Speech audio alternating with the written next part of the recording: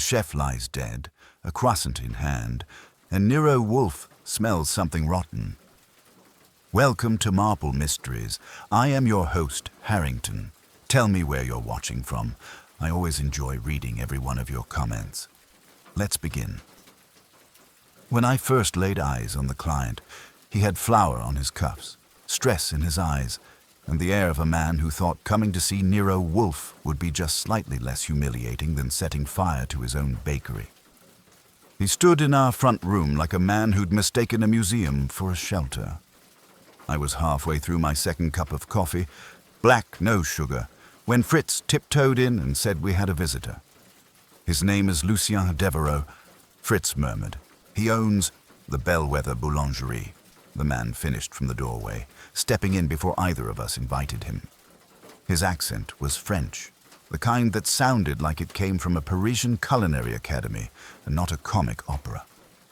And I'm here because something vile has occurred, and I was told this is where to come. I took a look.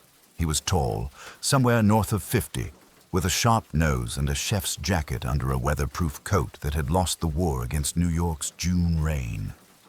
His fingers were nicked and dusted with a faint trace of cinnamon. I'm not sentimental about pastries, but he smelled like a fresh pain au chocolat, which made me inclined to listen. I gave him the kind of look that says you're tracking flour on the rug, pal, and waved him to the red chair. This is the part, I said, where you tell me who sent you, what happened, and why you think my employer should care. Lucien sat like his spine was made of burnt sugar. Chef Jerome LaSalle told me Mr. Wolfe might understand. He said that if there was one man in New York who could uncover sabotage without leaving his chair, it was your Mr. Wolfe. I made a note to ask LaSalle what we owed him. Start from the top. It is the croissants. Someone is tampering with them. I blinked.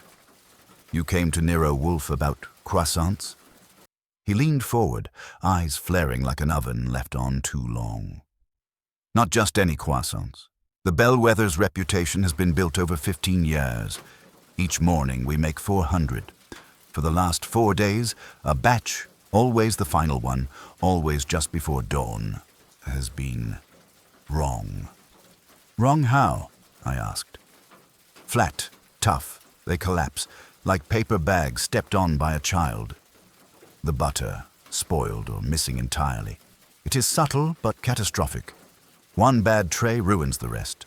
And the worst part, there is no trace of how it happens. No fingerprints, no gaps in our routine, no signs of intrusion. But someone is doing this. I didn't chuckle, but I may have smirked. And you want us to find out who's sabotaging your breakfast rolls? I want Mr. Wolfe to find who is trying to ruin me, Lucien said. Someone has motive. This is no mistake. I have a soft spot for culinary drama, especially when it involves people melting down over yeast and butter. I also know what Wolfe thinks of pastries. He treats them like fragile sculptures, admires them, rarely eats them. I rose and left Lucien to his righteous indignation while I headed to the plant rooms where Nero Wolfe would be elbow-deep in orchids and mood. He was, naturally, with the Miltonia shelf. The smell of damp moss and expensive obsession filled the air. He's a baker, I said. Says someone's sabotaging his croissants. Wolfe didn't look up. Archie, this is Monday. Correct. If it helps, he smells like vanilla bean and despair. LaSalle sent him. LaSalle has sense. But pastries? Number. He says it's deliberate sabotage.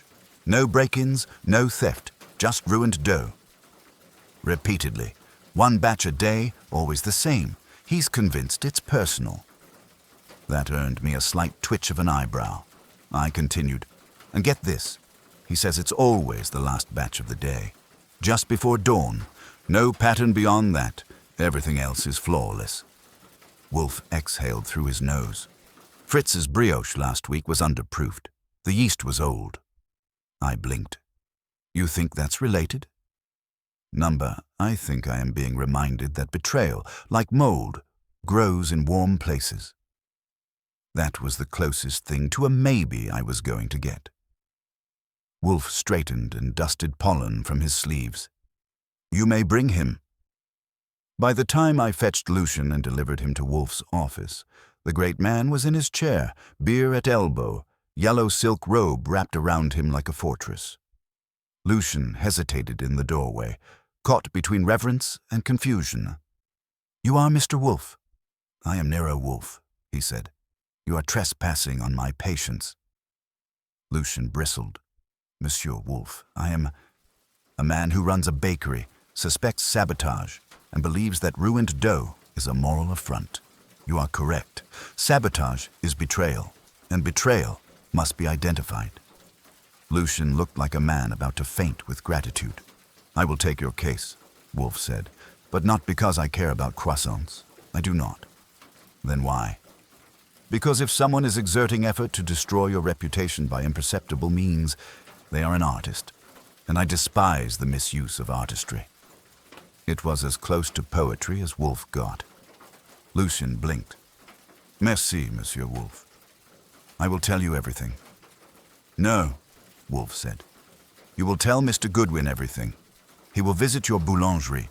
He will inspect your personnel. He will taste nothing. He will touch nothing. But he will observe."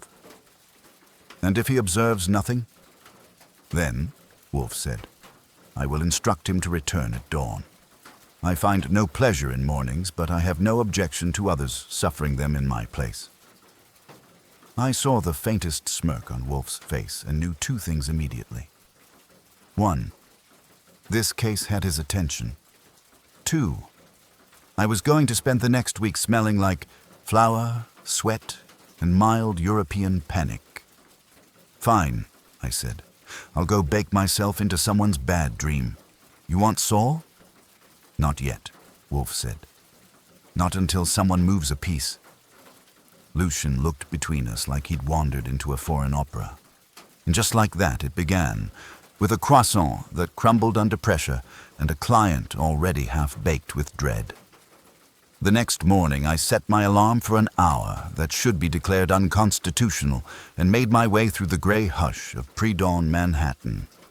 I've known soldiers who never saw the city this early. Even the drunks had mostly given up. The bellwether boulangerie sat on a neat stretch of West 12th, brick facade, navy awning, and the kind of window display that made your stomach file lawsuits against your brain. Lucien met me at the rear entrance.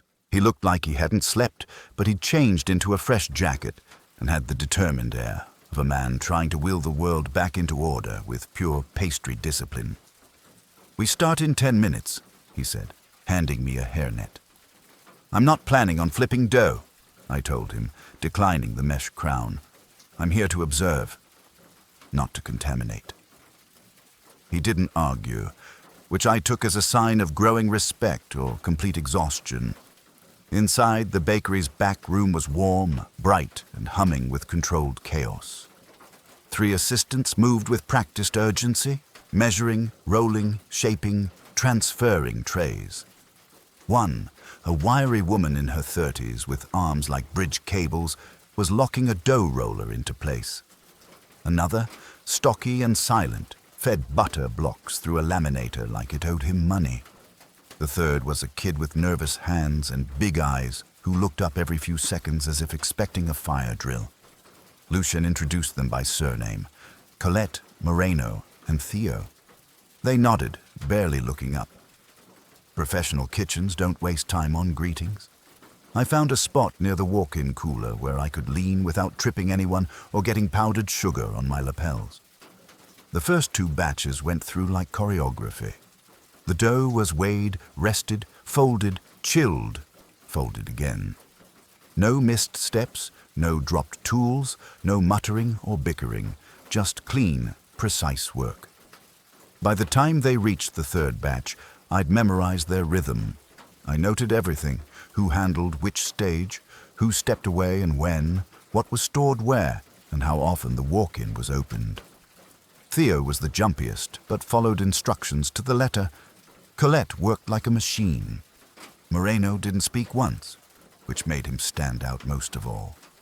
The 4th batch, Lucien's infamous cursed tray, was prepped just as the sky began to hint at daylight. The atmosphere shifted subtly. Everyone was quieter. Moreno glanced at the clock. Colette pressed the dough with her thumbs more carefully. Lucien hovered, for the first time abandoning management and just watching. The dough was shaped and arranged on parchment like little soldiers awaiting fate.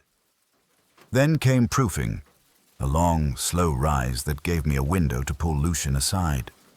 "Who has keys to the building?" "Only myself, my wife Elise, and the night porter who takes deliveries. He leaves at 4. "Does Elise come in?" He hesitated. "Rarely. She manages the accounts from home." "Who else has access?" "Friends, suppliers, ex-employees with a grudge." "There is one," Lucien said. "A former apprentice, Lance Kern. He left last month. There was disagreement." "What kind?" "He wanted to modernize, involve branding consultants, QR codes on the window, even fusion baking. I refused. This is not a circus." "And he didn't take it well. He accused me of stifling innovation, said I was ruining his future, but he left of his own accord." "Any idea where he landed?" "Last I heard, he was trying to start his own line. He has no resources." I made a mental note to run him down. But back in the kitchen, something was off. The proofed croissants, batch 4, looked fine. Puffy, golden, expectant. But when Colette slid the trays into the oven and set the timer, her jaw tightened. "What is it?" I asked her. She shook her head. "Nothing. I didn't buy it. I watched the oven like it was the vault at Fort Knox." Steam hissed from the vent. The first trays emerged perfect. But the cursed batch, well, it lived up to its name. They came out flat, sunken in the middle. The edges were dry, the centers uneven. Lucien cursed under his breath and slapped a towel onto the counter. "I don't understand," Colette said, eyes wide. "Same butter?" I asked. "Yes," she insisted. "From the same block." "Look." She pulled the wrapper from the trash. Same French label as the others. But I noticed her fingers were trembling. I nodded slowly and walked to the cooler. Everything was neat, chilled, labeled. But one butter tray, only that one, had a smear that looked slightly off color. I touched it with the back of my knuckle. Not warm exactly, but not as cold as the others either. "Has this tray been out?" "No," Moreno said. It was the first thing I'd heard him say all morning. "We always keep it rotated." "How long since you checked the cooler temperature?" "Yesterday," Lucien said. "I'd check it again," I told him. "And get that butter block tested. Something's being swapped or sabotaged, quietly." Lucien looked pale. "But how? No one leaves the room during prep." "They don't have to," I said. "They just need to plan one step ahead of your trust." I watched the staff closely. Colette looked rattled but offended. Theo looked guilty just for existing. Moreno, silent, stone-faced, was hard to read. I left them to clean up and walked 3 blocks to a phone booth that hadn't yet been replaced by progress. I dialed the brownstone. Wolfe answered with a grunt. "The sabotage is real," I told him. The 4th batch came out dead on arrival again. No obvious culprit, no clear tampering except a faint temperature issue with one butter tray. I've got names, and an ex-apprentice with a chip on his shoulder. Wolfe hummed. "Who among them is most competent?"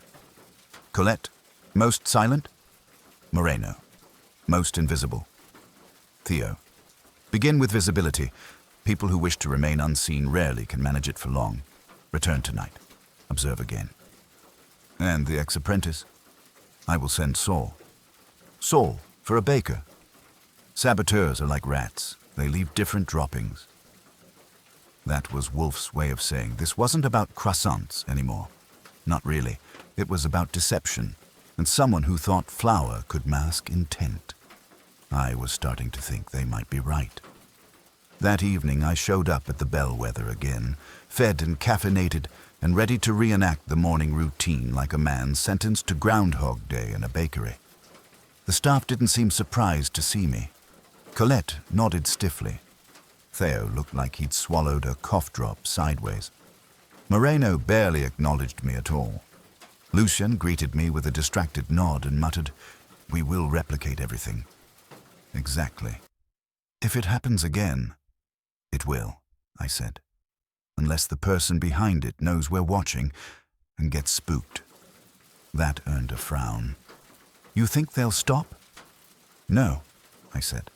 They'll adapt, which could be just as useful. We went through the first 3 batches again. Dough weighed, rolled, folded, chilled, laminated, proofed. The place was a model of disciplined repetition, but I kept a sharper eye this time, especially on what happened when no one thought they were being watched. Theo was the most fidgety. Every time he reached into the fridge, he cast a nervous glance at the others. I watched him pull out a fresh slab of butter for batch 2. It looked firm and cold. But when Colette unwrapped it 5 minutes later, I noticed something odd. There was a slight sheen around the edge, almost like it had been softened artificially. She frowned and sniffed it, but said nothing. I filed it away. When we reached batch 4, the energy changed again. Subtle, but real. Like the kitchen itself was bracing for a blow. I shifted position, walked casually past the walk-in fridge, and took another look. The temperature readout was 2 degrees warmer than that morning.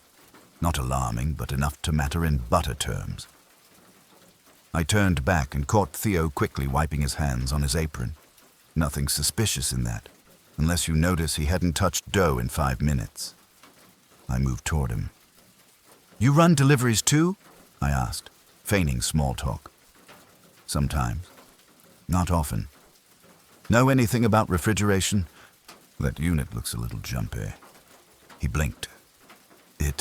It works fine. You check the temp?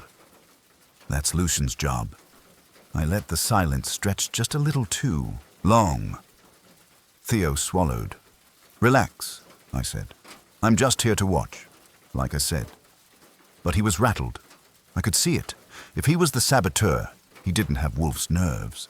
That made him dangerous in a different way. The batch came out. Predictably, flat, ruined, humiliated croissants. Lucien swore in French, then in English for good measure. That's it, he said. I'll lock the fridge. Chain it if I must. That won't help, I told him. We're past locks. You're being played from within, chef. This is a performance. He turned to me, face pale and tight. Then you must find the actor. The next morning, I took the liberty of borrowing the Bellwether's purchase records from Elise Devereaux. She met me in a cafe near the bakery, a woman in her 40s with trim black hair, razor-sharp posture, and the smile of someone who could run payroll with one hand and kill a tax audit with the other. I'm not surprised Lucienne turned to Nero Wolfe, she said, sipping tea. He's too proud to admit how much this has shaken him. Do you know anyone who might want him shaken? She thought a moment. Besides half the pastry chefs in Lower Manhattan? He has rivals, but none with a grudge this strange. No one I'd suspect of playing tricks with butter. What about Lance Kern? Her expression tightened just a fraction. Ah, yes, Lance. You don't like him. I liked him well enough. Until he started acting like a visionary trapped in a dungeon. He wanted social media managers, online subscriptions, savory croissant flights. Lucien wouldn't budge. Did he leave on good terms? He took a rolling pin when he left, just walked out with it. Lucien considered it theft. I considered it pettiness. But no, it wasn't friendly. Do you know where he is now? I heard he's doing pop-ups, renting space in Williamsburg. If you're looking for a suspect with motive and culinary knowledge, he fits. I passed the information to Wolfe as soon as I got back to the brownstone. He listened in silence as I detailed the latest botched batch, Theo's nervous behavior, and Elise's input. She is sharp, Wolfe said approvingly. an able judge of character. She seems the type who can spot fraud at 50 paces, and she clearly thinks Lance Kern is trouble. Saul is tailing Kern now, Wolfe said. He sent word an hour ago. Kern has a new partner, a food blogger turned culinary curator. Together, they've rented a commercial kitchen. Their business launches next week. Sabotaging the bellwether would be a neat way to stir attention. Indeed, especially if one plans to redefine croissants. He said it like the words burned his tongue. Wolfe leaned back in his chair and steepled his fingers. You will return tonight. Stay until the moment of failure. This time, tampering must be seen, not inferred. And if they don't slip, they will. Those who play with food for revenge cannot help but indulge themselves. They crave reaction. I arrived that night earlier than usual and pretended to be even more disinterested than before. I leaned in the corner, asked no questions, and kept my eyes on nothing in particular. But when the fourth batch began, I watched everything. That's when I saw it. Theo was supposed to fetch the butter, but Colette intercepted him with a question about shaping technique, loud, showy, and obviously timed. As Theo turned to answer, Moreno stepped past the fridge, reached in quickly, and slid a wrapped package of butter into the prep bin. He moved like someone trained not to attract attention. Too smooth, too quick. I stepped forward just as he pulled his hand away. Moreno, I said, where's your thermometer? He froze. What? Your butter-checking thermometer. You're the only one who's never used one. Isn't that odd? Lucien looked up sharply. So did Colette and Theo. Moreno blinked once, then turned on his heel toward the sink. I followed. Hold it. He stopped. I reached into the prep bin and pulled the butter slab. It was wrapped right, but the label was different. Barely. A tiny corner on the lower left, peeled and re-glued. I held it up. Lucien stared. That's not our brand. I don't know what you're talking about, Moreno said too fast. Oh, but you do, I said. You've been slipping in your own supply. Just 1 block a day. Just enough to ruin the dough. Lucien's face turned to stone. Why? Moreno didn't answer. Not yet. But we were close, and Wolfe would make him talk without raising his voice. By the time Moreno had been politely but firmly benched from butter duty, Lucien's face had gone through 3 distinct shades of rage. He didn't shout. He didn't wave his arms. He just looked at the man like a particularly offensive stain on white linen. I gave Moreno a once-over. His hands were steady now, but his jaw had the twitch of someone whose script had suddenly gone off-page. I didn't press him. Not yet. I had what Wolfe would call indications, but what I needed was leverage. Instead, I walked out to the sidewalk and dialed the brownstone. Wolfe answered after 4 rings. He flinched, I said. Moreno. Slipped a fake butter block in tonight. Same weight, different brand. Wrapped to pass quick inspection. He played it cool until I called him on the lack of thermometer use. Has he confessed? Not quite. But he blinked the right way. Return immediately, Wolfe said. Bring the tampered butter and Moreno's work schedule for the last 2 weeks. Also, inquire, discreetly, whether Moreno has another source of income. I hung up and stepped back inside. Moreno was now scrubbing the sink like it owed him rent. Lucien stood with arms folded, blocking access to the ovens. Colette and Theo hovered, looking like they wanted to be anywhere else. Moreno, I said casually, where'd you get that butter? He didn't look up. It was already in the walk-in. No, it wasn't. That block came from somewhere else. You're either ordering under the table or someone's helping you supply it. His hands slowed, then resumed. I've got no reason to poison butter, he muttered. You're right, I said. But maybe you've got a reason to undermine a kitchen. That's different. That's not poison. It's sabotage. A few failed batches. Enough to cost the place reputation, maybe even get someone fired. I'm not talking to you. Sure you are. You just don't know it yet. I collected the fake butter and excused myself, pausing only to grab the duty roster. I had a hunch Wolfe would want timestamps, not anecdotes. Back at the brownstone, I found Wolfe at his desk with a beer unopened and a scowl already loaded. I placed the foil-wrapped slab on his desk like it was evidence in a federal sting. He didn't touch it, but he studied the label like it had insulted his ancestry. "This is not French," he said flatly. "Not cultured butter. It is a domestic approximation. Slightly higher moisture. Disastrous for lamination." "That's the one," he nodded, then opened the duty schedule. Moreno was present for each failed batch. Everyone. Same shift. He also worked 3 others that came out perfect, but those were earlier in the day. Wolfe looked pleased, which meant he looked exactly the same as always, except his right eyebrow tilted a hair higher. "Sabotage requires 2 conditions," he murmured. "Access and motive." He had the former. We shall now discover the latter. I didn't ask how. I just got up and dialed Saul Panzer.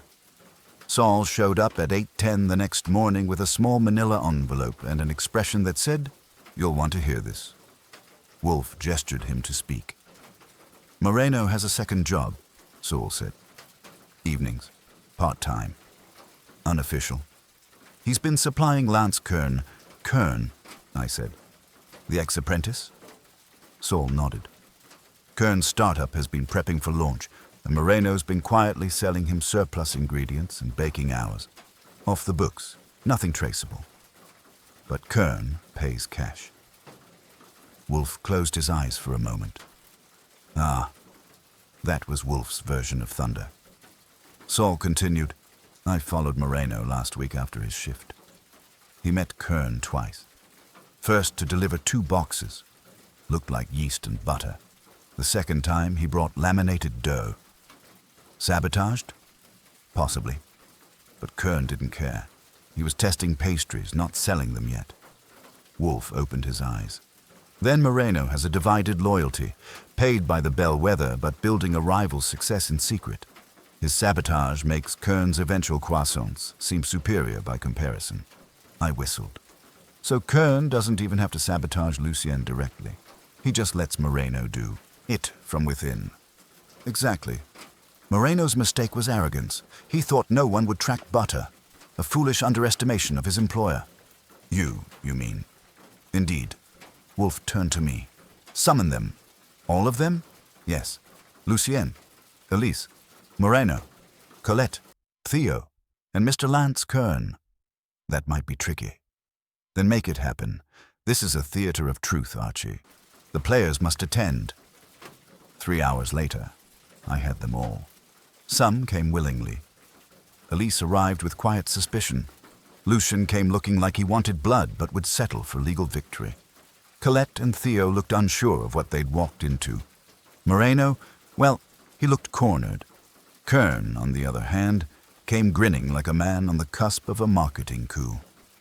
"I've heard of you," he said to Wolfe. "Never figured I'd end up here." "I rarely figure either," Wolfe replied. "It dulls the mind." He waited until everyone was seated, then began. "For the past 5 days, the Bellwether Boulangerie has produced 1 failed batch of croissants each morning. Only 1. Always the final batch. This batch, unlike the others, contains butter of inferior quality, substituted surreptitiously. Mr. Moreno," he turned slightly, "was present at every such incident." Moreno's mouth opened, then closed. "I have proof," Wolfe continued. "Not merely the altered butter, but records of your late-night dealings with Mr. Kern. Selling ingredients, transferring dough. For cash, Lucien sat straighter. Elise's face was unreadable. Kern gave a tight, dismissive shrug. So what if he worked a second job? "It is not the second job," Wolfe said. "It is the conflict of interest. You allowed your rival to ruin your employer from within. Mr. Moreno was your conduit." Moreno looked at Kern now, eyes wide. "You said it wouldn't matter. You said no one would know." Kern turned cold. You're the one who swapped butter, pal. I just paid for dough. Wolfe silenced them both with a raised hand. There is no doubt. Mr. Moreno betrayed his post. Mr. Kern exploited that betrayal, and the result was a systematic assault. Not on taste, but trust. The Bellwether's clients were not served ruined croissants. They were served failure disguised as accident. That is a greater crime. Lucien's voice cracked. I want him out. Both of them. Charged. Wolfe inclined his head. That is your prerogative. I merely provide the truth. Moreno stood suddenly. He said he'd help me open my own place. He said Lucien didn't deserve the success. Lucien stared at him. You used to love working there. I did, Moreno said, until he treated us like flower dispensers. No credit. No voice. That, Wolfe said, is a separate matter. Resentment does not justify sabotage, especially through pastry. He stood, a rare thing, and looked at Kern. You are free to leave, but not to forget. You built your venture on rot. You may still succeed, but it will carry the stink of this betrayal, and the world, Mr. Kern, has a nose. Kern flushed, then turned on his heel and left without a word. Moreno didn't move. Wolfe sat again, satisfied. Dinner would be served soon, and croissants, I suspected, would not be on the menu. After the last of them had left the office, Kern slamming the front door hard enough to rattle the hinges, Moreno escorted out under Elise's glacial glare, and Lucien promising to contact his lawyer before the hour was out. The silence in the brownstone was the kind Wolfe savored. I didn't. I like things tidy, sure, but a little noise keeps you sharp. Wolfe leaned back in his chair and let out a long breath that might have been mistaken for satisfaction by someone who didn't know him. I knew it for what it was. Digestion. Not of food, but of consequence. The case, technically, was closed. The culprit exposed, the method uncovered, the motive, pettiness wrapped in a pastry shell, laid bare. But Wolfe hadn't dismissed me, which meant we weren't quite done. I waited. Finally, he said, Kern's folly was not ambition. No, I said. It was subcontracting treachery to someone who liked working with dough more than people. Precisely. Mr. Moreno may have betrayed his employer, but Mr. Kern betrayed his own enterprise. He proved unworthy of his own vision. That's a fancy way of saying he sabotaged himself. Wolfe nodded, almost imperceptibly. And Elise? Hard to read, I said. She didn't flinch when Moreno confessed. I got the impression she was hoping he'd crack in public so she wouldn't have to fire him in private. She is pragmatic. She's something. You think she'll stay with Lucien? Wolfe gave me a look that suggested he didn't consider matrimonial forecasting within his purview. He reached for his beer, then thought better of it and called for Fritz. While Fritz brought in a tray, roast chicken, scalloped potatoes, and a chilled bottle of Riesling, I considered my notes. There was something about Colette I hadn't quite placed. Not guilt, not suspicion, just distance. Colette, I said aloud. Wolfe raised an eyebrow mid-bite. She's the only one who noticed the butter early on, I went on. Remember? That first night she paused when unwrapping the block. Even sniffed it. Wolfe dabbed his mouth. And said nothing. Exactly. She knew it was off, but didn't speak. That's not negligence. That's restraint. Because she suspected? Maybe. Or maybe she knew. Wolfe set down his fork. You think she was complicit? Not in the sabotage, but possibly in the silence. Moreno wouldn't have succeeded for 5 nights straight if no one else noticed anything. True. She might have been protecting the kitchen's reputation, or buying time to figure out what was going on herself, or I hesitated. Maybe she was just tired of being the one to notice and never the one to be heard. That is sentimental conjecture, Wolfe said. Sure, I said, but that doesn't make it wrong. He didn't argue. That night I called Colette and asked her to meet me for coffee. Not as a suspect, not as a witness, just for a post-mortem, so to speak. We met at a corner cafe near Union Square. She showed up in a grey peacoat, hair pinned up, expression unreadable. "I won't be long," she said. "I've got a mise en place to prep for tomorrow. Then I'll be quick. I just wanted to ask why you didn't say anything." She looked at me for a beat, then sighed. "Because I wanted to be sure. I've been in that kitchen longer than Moreno. I know when something's off. But I also know Lucien. If I'd spoken too soon, he might have accused the wrong person, or panicked. You thought you could stop it yourself. I thought it might stop on its own, or that Moreno would come clean. He wasn't a bad baker, just aimless. When I saw him swap the butter block, I froze. You saw him do it? Only once, the night before last. I didn't think you saw. I did. I just waited for confirmation."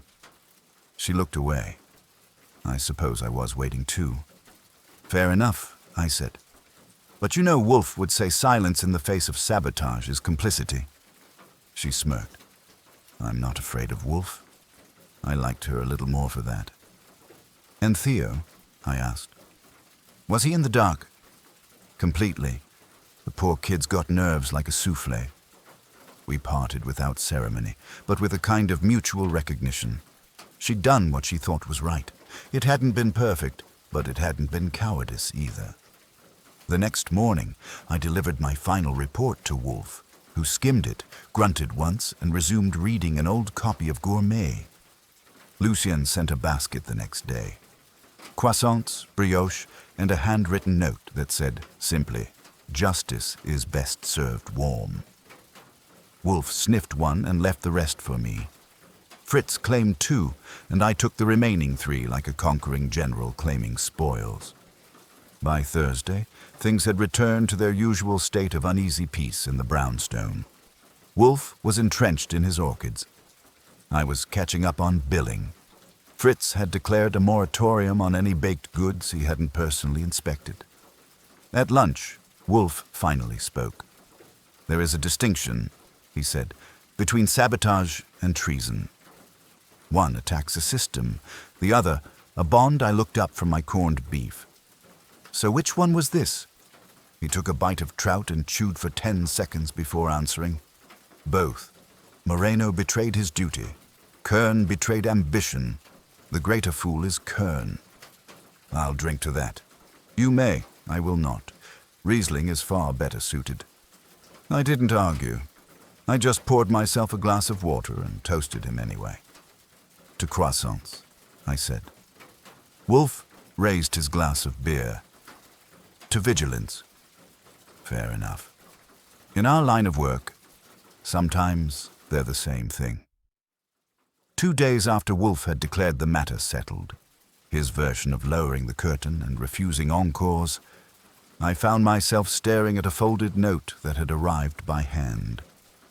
Not by post, not by messenger service, just a plain envelope, no name on the front, slipped through the slot like it had walked in under its own power. I was halfway through a Danish. Apple, courtesy of Fritz. When I opened it, the paper inside was crisp, thin, and smelled faintly of cloves. The message was brief. I saw something, but I couldn't speak. Now I think I should. Ask Archie to come to the old flower elevator behind the bellwether tonight, after 10. T. It was unsigned beyond the single initial, but I didn't need Wolfe's gift for pattern recognition to figure it out. T could only be Theo. The kid had hovered in the background like a shadow the whole time, too timid to stand out, too nervous to lie effectively. If he was finally ready to talk, I wasn't going to miss the curtain call. I left the note on Wolfe's desk and headed out just after 9, not expecting permission and not needing it. Wolfe wouldn't object, not if it meant sweeping up the final crumbs of the case. If anything, he'd appreciate it. Closure gave him better digestion. The alley behind the bellwether was the kind that gave cities their scent. damp concrete, cold grease, and just enough baked sugar from the main ovens to make the contrast annoying. The flour elevator was a relic, unused, rusted, and marked with a city sticker warning against unauthorized access. I waited by the metal doors, hands in my pockets, collar up. The street light didn't reach this far, and the silence felt loaded. Theo arrived at 10:07. He looked even smaller without his apron, his hoodie too big and his steps unsure. When he saw me, he paused, then walked forward like every footstep needed negotiating with his nerves. "I didn't want to write more," he said. "In case someone else—" I waved it off. "No one else read it." "You're fine. What did you see?" He swallowed, then looked up at the elevator like it might sprout ears. That third night, I was restocking flour from the back shelf.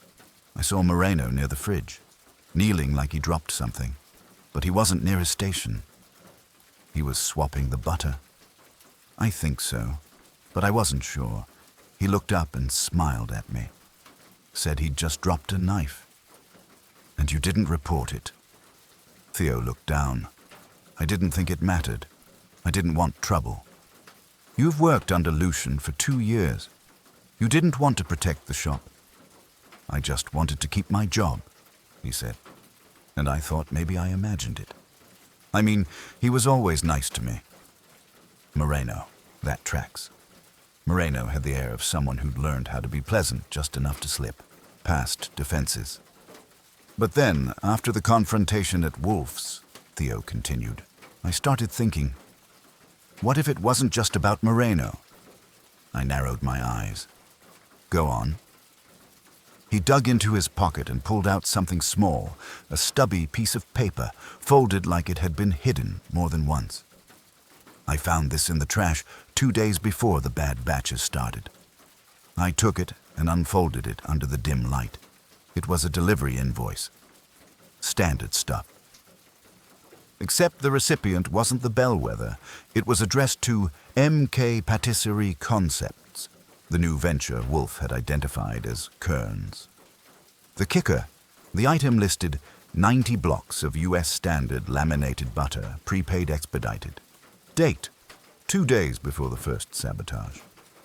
Theo looked at me. Why would Moreno be ordering butter under the bellwether's account, but sending it to Kern? He wouldn't, I said, unless someone let him. Theo shook his head.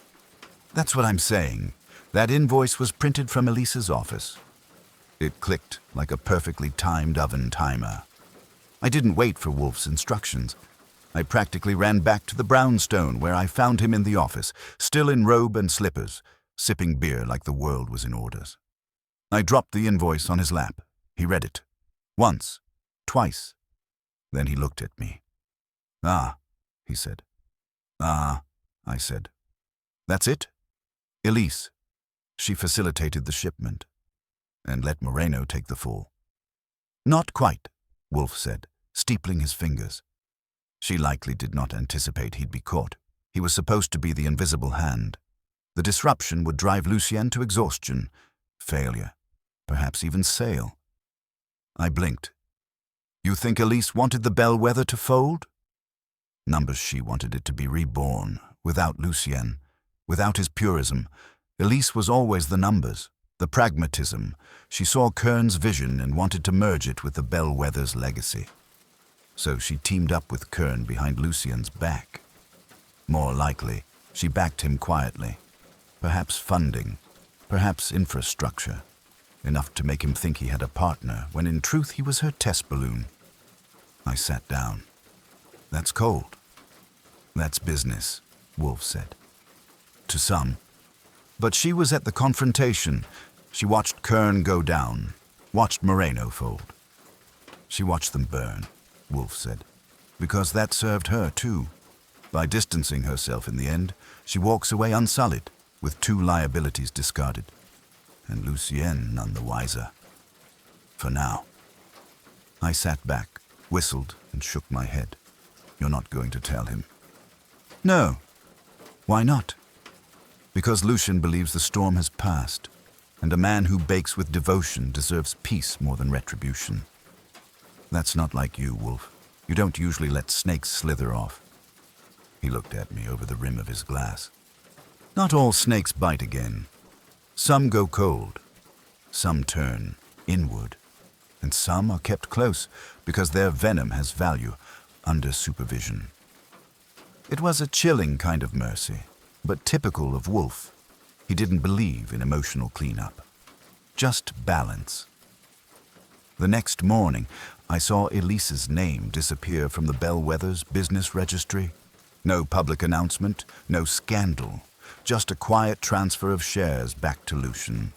Wolfe never mentioned it, but Fritz served warm croissants with breakfast that day, buttery and golden.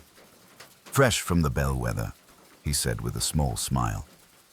Wolfe took one, broke it in half and nodded. Justice, he murmured, flaked properly, is best warm. It's a rare thing for Nero Wolfe to allow a case to echo beyond its conclusion. Usually, once he's exposed the rot, he closes the file. Mentally, verbally, and with surgical finality.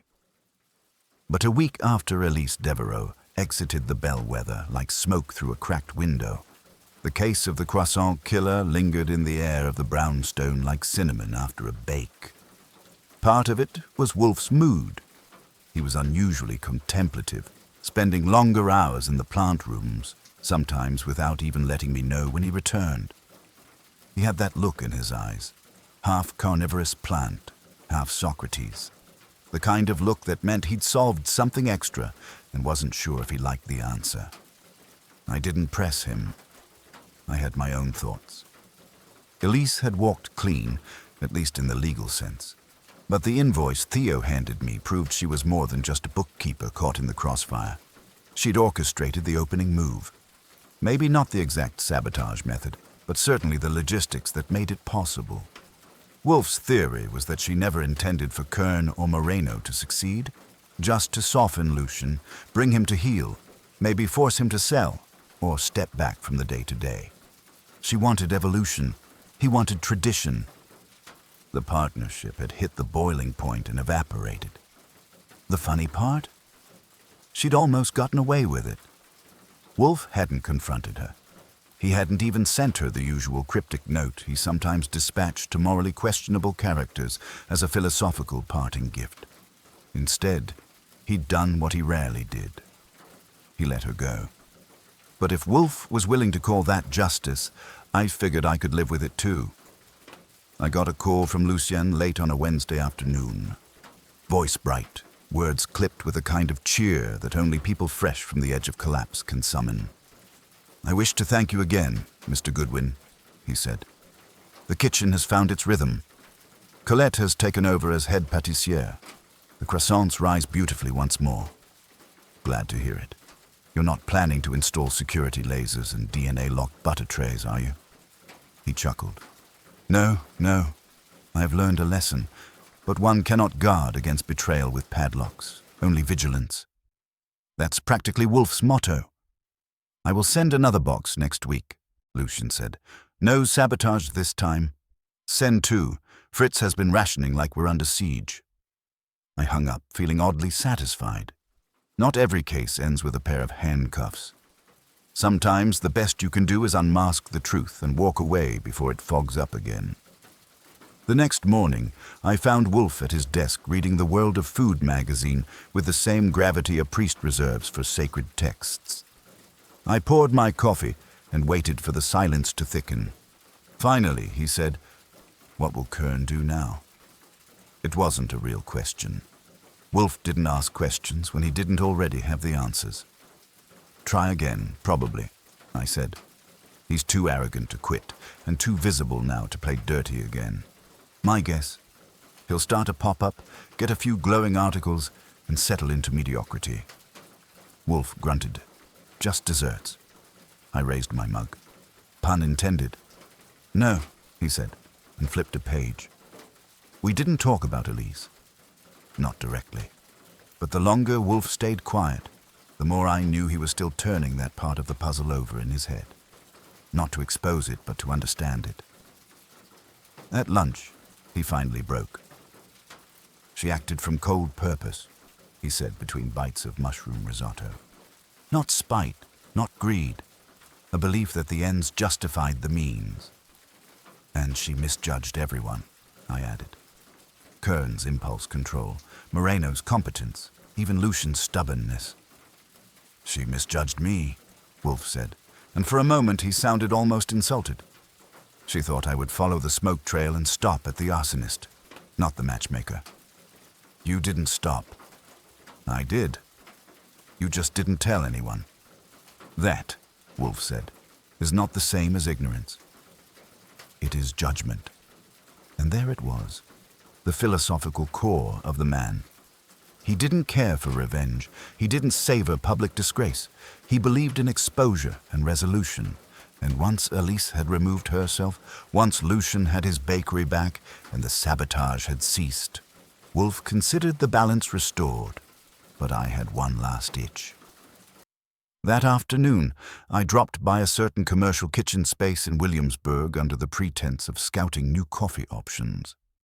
Inside, behind glass and stainless steel, I found Lance Kern, alone. No assistants, no partner. He saw me through the window, stiffened, then came out, wiping his hands on a cloth that looked more fashion accessory than utility. "If you're here to gloat," he said, "you're late." "I'm not," I said. "I just wanted to see if you were still standing." He nodded. "Barely. The blog coverage vanished. Elise pulled her funding. Moreno won't return my calls." "Did you think she was really in it for you?" He looked down. "I thought I was the future." "You were a side bet. I know that now." I waited, giving him a chance to say something that might suggest growth, or at least remorse. But he didn't. Just stood there, hands empty, ambition curdled. "Good luck," I said, and meant it, though not kindly. I reported the encounter to Wolfe that evening. He listened, then said, "Pity. You're capable of pity now?" Number Y meant it's a pity he wasted his opportunity. Talent, even misdirected, is a resource. But he lacked discipline and conscience, two of your favorite things. Precisely. Dinner that night was lamb shanks and wild rice. Fritz had outdone himself. Wolfe ate in satisfied silence, the way he always did when the moral ledger balanced, if not cleanly, then completely. Afterward, I took my coffee to the office and watched dusk settle through the window slats. The brownstone had resumed its usual rhythm. Silence, order, good food, and just enough madness outside the door to keep it interesting. "You know," I said, "I used to think sabotage was all wires and bombs." Wolfe, in his chair, barely shifted. "Sabotage," he said, "is betrayal with intention. It is the slow undoing of something built carefully, often invisibly. It masquerades as erosion, but it is always, always a choice." He closed his eyes. "Croissants," he murmured, "are delicate things. So are people. The bellwether's croissants held their shape.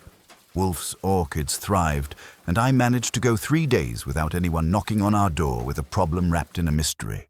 That, by our standards, was practically a sabbatical. Then came the visitor. It was late afternoon, and I'd just gotten back from the tailor. Wolfe insists I wear jackets that make me look employed when the doorbell rang. Fritz answered. His eyebrow arched just enough to let me know we had company Wolfe wouldn't like, and that meant it was my turn. I opened the door to find a woman I didn't recognize. She wore a cobalt trench coat over a sharply tailored dress, and her expression was cool in that practiced way that says I don't raise my voice, but I win arguments. She was mid-30s, elegant and alert. "Elise Devereaux," she said, extending a hand. "I thought I might speak to Mr. Wolfe." I looked her over. "You left the bellwether without a backward glance, and now you're here." "I didn't come for closure," she said. "I came because I believe Mr. Wolfe likes to keep his files complete." That was new. I stepped aside. "Come in. I'll see if he's available." Wolfe was, of course, in the plant rooms arguing with himself over a Paphiopedilum hybrid that refused to bloom. I buzzed the intercom. "Elise Devereaux," I said. "Here to see you. Says it's not for redemption." He paused for 3 seconds. 10 minutes. I returned to the office, where Elise stood by the globe, eyeing the books on the shelf like she could read them by scent. "He'll see you shortly," I said. "I won't need long," she replied.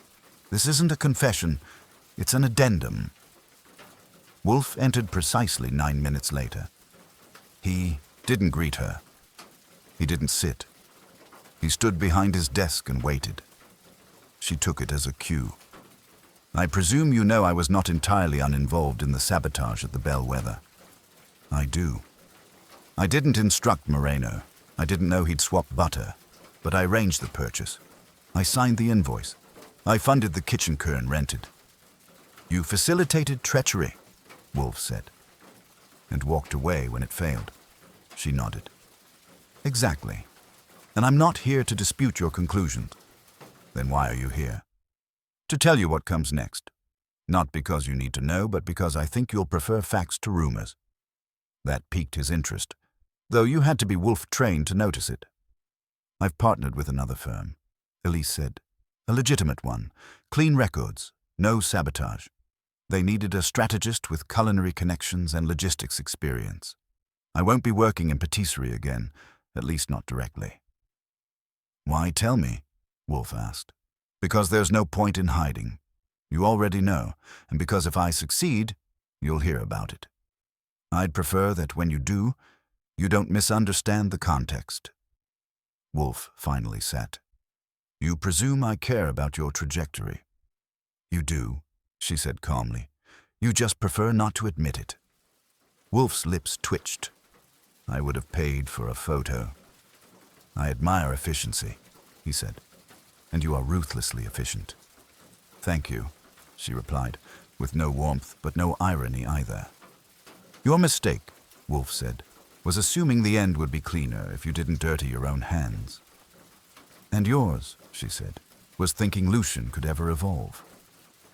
I stiffened. Wolfe didn't blink. "Lucian," he said, "has integrity.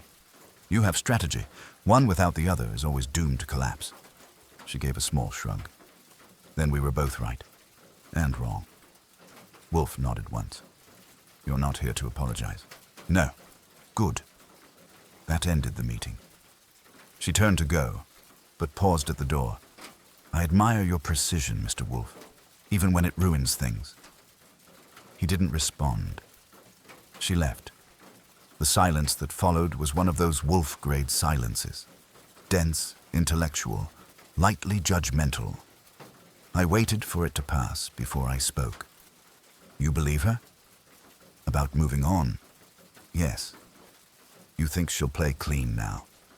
"No," Wolfe said. "But I think she'll play smarter. There is a difference." I sat. "You're letting her go again?"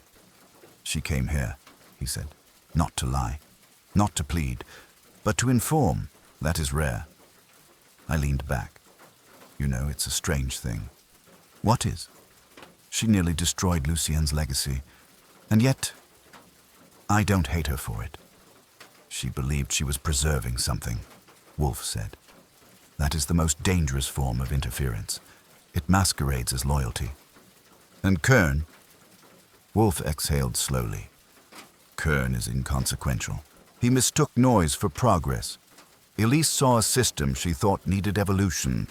She was wrong about the method, but not the motive. You're saying she could have been right if she'd just told Lucien." "If," Wolfe said, "is the hinge of all betrayal." That was as close to philosophy as Wolfe ever got. He reached for his beer. I refilled my coffee. Outside, dusk fell like a curtain on a well-executed play. Later that night, I walked the kitchen with Fritz. He was making lemon tarts, piping custard like it was a fine art. "You ever think people are like pastries?" I asked him. He looked up. "People collapse more easily." "True. But some rise, despite bad ingredients." I liked that. Maybe Wolfe would have too if I'd told him. But I didn't. Some things are better left in the quiet spaces between words, like flake layers in a perfect croissant, hidden but essential. 2 days after Elise's uninvited curtain call, things returned to their preferred state of controlled stillness at the brownstone. Wolfe resumed his usual routines with the kind of stubbornness that could unnerve tectonic plates. Morning orchid sessions, lunch at precisely 1, and a flat refusal to acknowledge any calls between 4 and 6 unless the building was on fire or the beer shipment was delayed. I wasn't surprised. The Devereux case had run its course. And if Wolfe had made a private note of Elise's career resurrection or Kern's pending anonymity, he wasn't broadcasting it. Me, I wasn't so serene. Something was still gnawing at me, just beneath the surface. Call it a sixth sense, or maybe just an Archie Goodwin brand of indigestion that kicks in when the pieces don't quite lock into place. I couldn't shake the feeling that the end hadn't really ended. That feeling turned out to be useful. It was early evening when Fritz answered the phone, listened for half a minute, then brought it to me. "A call for you, Mr. Goodwin. From Theo, our nervous, apprentice-turned-reluctant witness." My stomach gave a polite somersault. I picked up. "Archie Goodwin." "Hi," came the voice, shaky as ever. I wasn't sure I should call, but something's off at the bellwether. "What kind of off?" "It's Lucian. He's been acting distracted. He had an argument with someone in the alley behind the shop yesterday. I don't know who. Then this morning he told Colette to take over all the prep shifts. Said he was stepping back for a while. Voluntarily. That's what's weird. He's never done that. Not even when he broke his wrist last year. I think something's wrong." "Wrong how?" "He seemed resigned." That word did it. I don't like the sound of resignation unless it's coming from someone handing over a confession or a dry cleaning ticket. I told Theo to sit tight and headed for the bellwether. The bakery storefront looked untouched. Still pristine, still golden lit, still tempting enough to derail diets citywide. But the energy inside was different. The warmth was there, but the focus was missing. Colette greeted me with a nod. "He's in the back," she said. "Hasn't said much all day." I found Lucian in his cramped office, seated behind a desk scattered with invoices, tasting spoons, and a single photograph of a much younger man in a flour-dusted apron. The man in the photo was smiling. The one in front of me wasn't. He looked up as I stepped in. "Ah, Mr. Goodwin, come to sample the brioche." "I could be persuaded," I said, "but I hear you're taking a step back. That doesn't sound like the man I met 2 weeks ago, the one who'd rather go to war than lose a batch." Lucian gave a tired smile. "The battle is over. For now. Care to tell me who you argued with behind the building?" His jaw twitched. "An investor, or so he claimed. He made vague remarks about expansion. Said Elise had once spoken highly of me.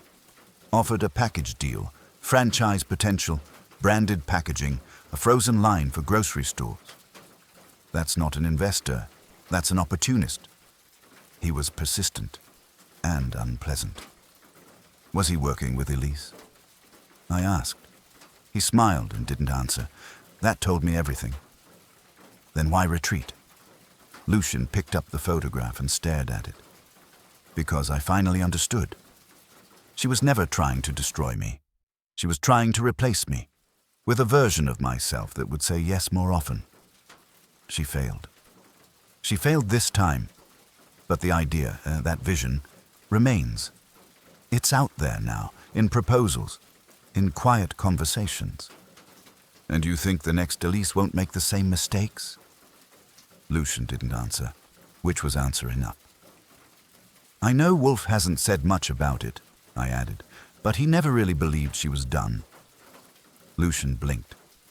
"And do you?" "I believe she's paused, not stopped." He leaned back. "Then what would you do, Mr. Goodwin, if you were me?" I thought about it. I'd let them circle, Let them pitch and flatter and pretend they want to help. And I'd keep the recipe exactly the same, because eventually they'll realize the thing they're chasing doesn't scale. He nodded. Perhaps, but that requires patience.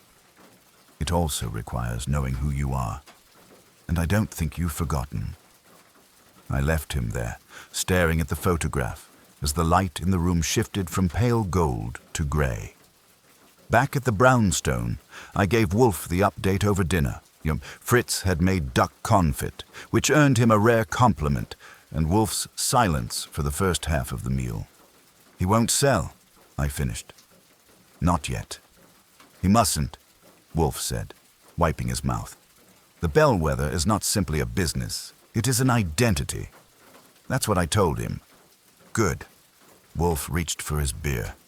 Then he's not lost. He's wary, and Elise. She will resurface when her next project needs legitimacy. Should I start watching trade publications? Number you should watch the butter suppliers. That made me laugh, but he wasn't smiling. Later, I found a note on my desk in Wolfe's precise handwriting. It read, "Croissants are not fragile. They are resilient. Delicacy is not weakness. It is refinement under pressure." I sat with it for a while. Thought about Lucien, about Elise, about how betrayal doesn't always end in a shout or a handcuff. Sometimes it ends in silence, sometimes in flour dust, and sometimes it ends when you decide not to bend, no matter how tempting the shortcut or how soft the pitch. I poured myself a nightcap and toasted to resilience and to croissants that rise no matter who tries to flatten them. It rained the next morning, a cold, steady drizzle that made the city smell like wet brick and cheap coffee. I arrived at the brownstone, soaked through my coat and still chewing over the meeting with Lucien. I wasn't worried about him, not exactly. But I couldn't shake the thought that some messes don't end with the villain walking out or the good guy winning. Some just hang around like humidity. Silent, invisible, but always in the room. Wolfe was already in the office, seated behind his desk, surrounded by the quiet hum of order. He'd read the Gazette front to back, rejected 2 phone calls, and was halfway through his second bottle of beer. I dried off and poured myself a cup of Fritz's coffee, which could revive corpses if served hot enough. I checked the Bellwether again, I said, sitting across from him. Still steady. Colette's taken to running the place like a watchmaker. Theo's finally stopped flinching when anyone says butter. And Lucien, well, he hasn't sold out to franchising or fled to Provence, so I'm calling that a win. Wolfe looked over the rim of his glass. And Elise. She's laying low, but her new venture made a quiet appearance in a trade brief. Strategic advisor to emerging culinary brands, whatever that means. My guess is she's consulting without getting her name too close to anything flammable. He nodded. Wise. You don't want to intervene? No. You sure? Yes. I leaned back. You're oddly content for a man who is almost outmaneuvered by a woman with a butter invoice. She did not outmaneuver me, he said. She acted boldly and then retreated strategically. That is not victory. It is survival. He had a point.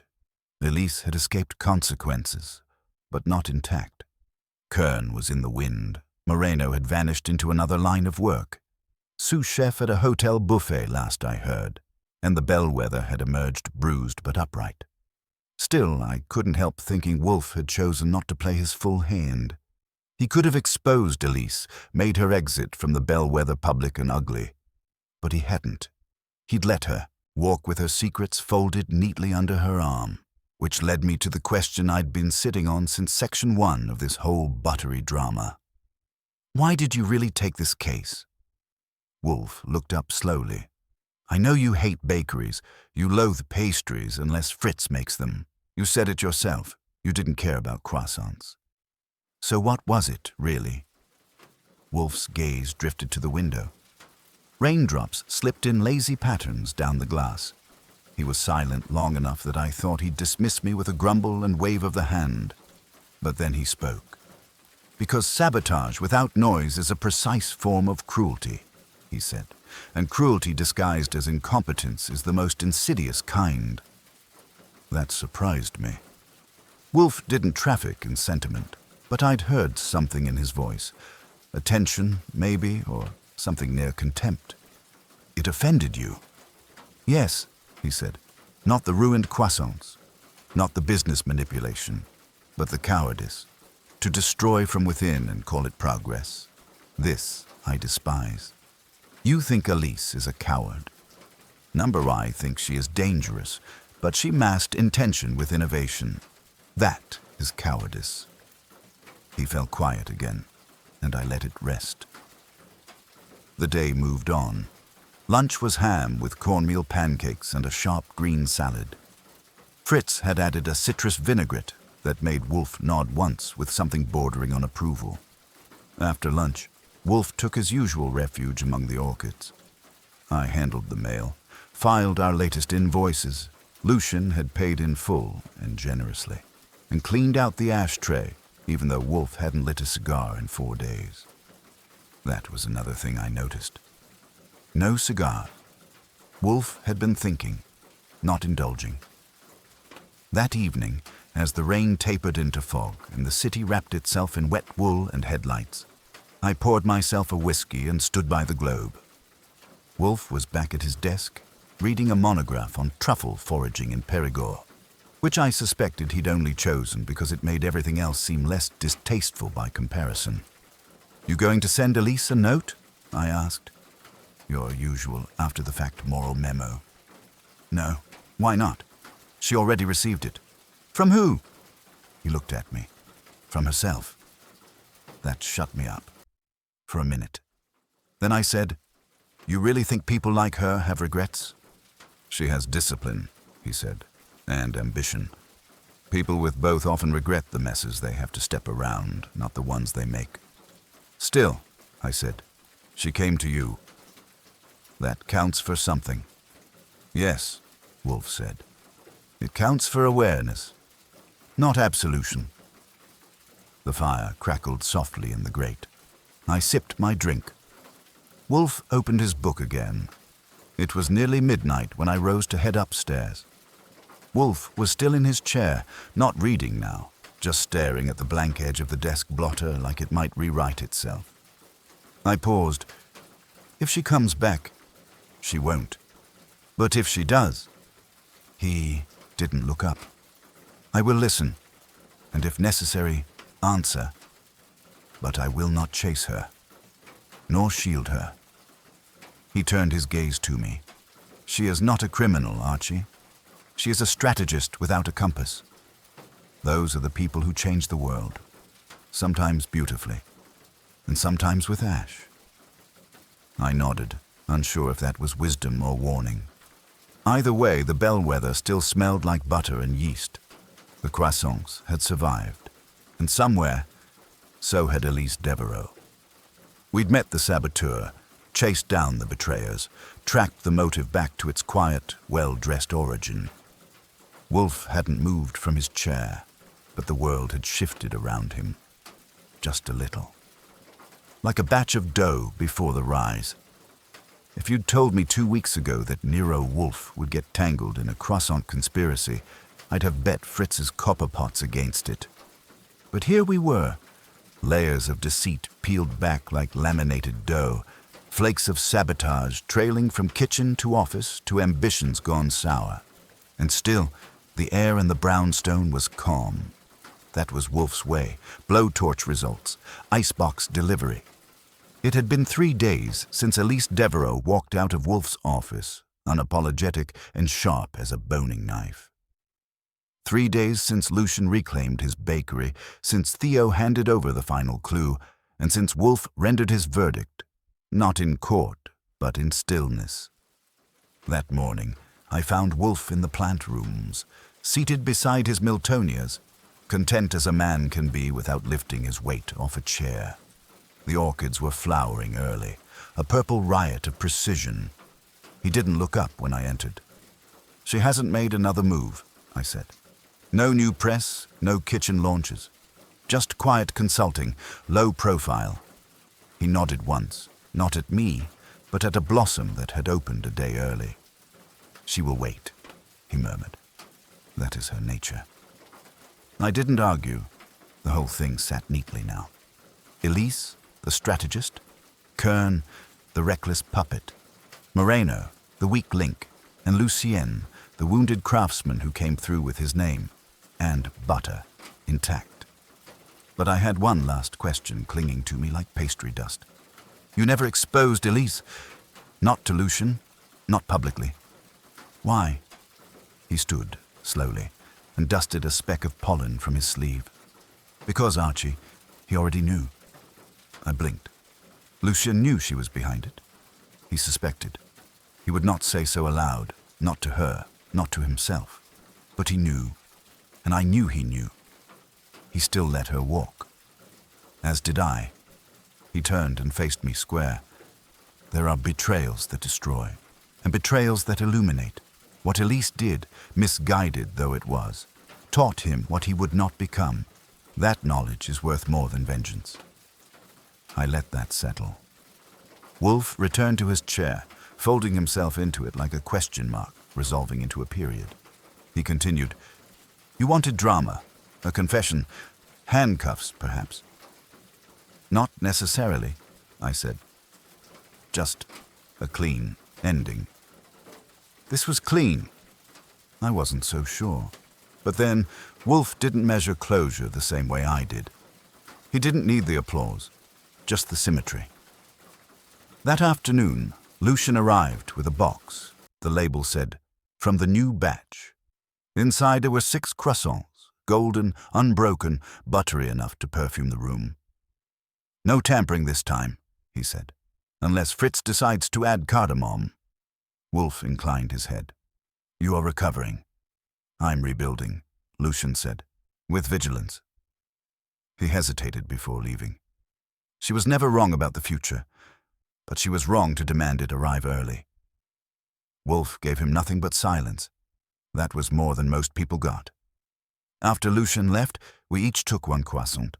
I bit into mine and sighed. "Perfect," I said, "but I guess it always was, underneath." Wolfe chewed slowly. Resilience masked by delicacy, a superior metaphor. "You think she'll try again?" "No," he said. "She will succeed next time." "You sound almost admiring." "She's not immoral, only unsupervised." That was Wolfe's version of a compliment. And I figured, a warning to the next partner who mistook strategy for truth. Later that night, I closed up the office. Wolfe had retreated to the plant rooms. The last croissant sat untouched on a plate beside the typewriter. I thought about Elise, walking out with her secrets intact. About Lucien, back in his kitchen.